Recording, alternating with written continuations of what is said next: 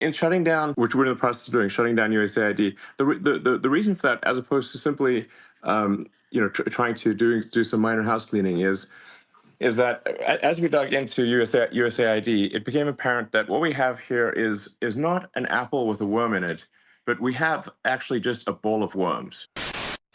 When it comes to USAID and this head of the snake that has been lopped off, I mean, you pointed to it. President Trump and Elon Musk and their team swung the sword. But that said, the nature of government is different than that. You can't just take out one thing and the programs all go away. It's a little more complicated, isn't it? A lot more complicated. Yes, that's right. And my concern is that this has been make no mistake, what's happening right now is absolutely historic. And it is really the first time that the foreign policy establishment has had to respond in a serious way to the concerns of the American people that fund it. And this has never been done before. And, there were attempts actually in the 1990s to do this. There were attempts to do this with the intelligence community in the 1970s, but looks to be the most serious one in American history.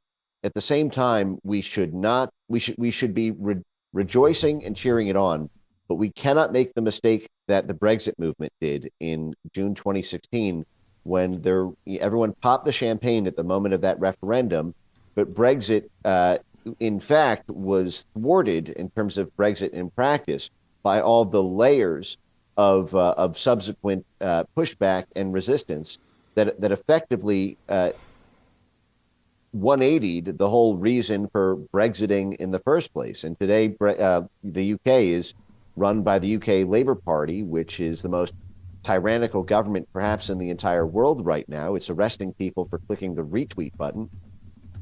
And the same thing could very well happen with this current reform of US aid if stewardship of it is not aggressive to the hilt to the very, very end of this. And in particular, it's worth noting that while there is a so-called funding pause on USAID is fully funded through Q1, which means that the overwhelming lion's share of USAID activities will continue to be financed until the end of March. In that time, much could happen. It's very easy, and I've been saying this, but I'll keep repeating it. Killing USAID does not end USAID. It's moving over to state, and state is going to be inheriting a USAID herpes infection. It is very easy to take those same grants and those same operations and move it from USAID's Democracy, Rights, and Governance Division into state's Democracy, Rights, and Labor Division.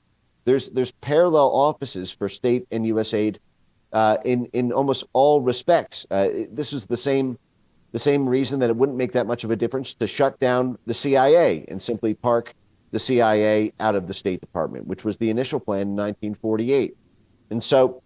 And you heard Marco Rubio acknowledge this himself, that much of this will be carried over, but the trench warfare is going to be on what to keep and what to cut.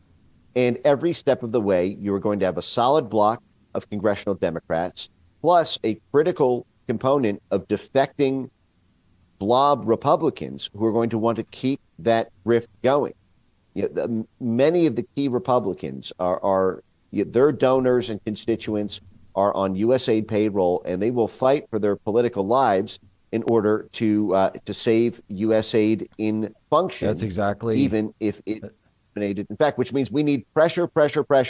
I say monitor the Republicans on this even more than the Democrats, because all it takes is a handful of congressional and Senate Republicans to team up with the Democrats to kill this whole thing, whether now or in the months and years ahead.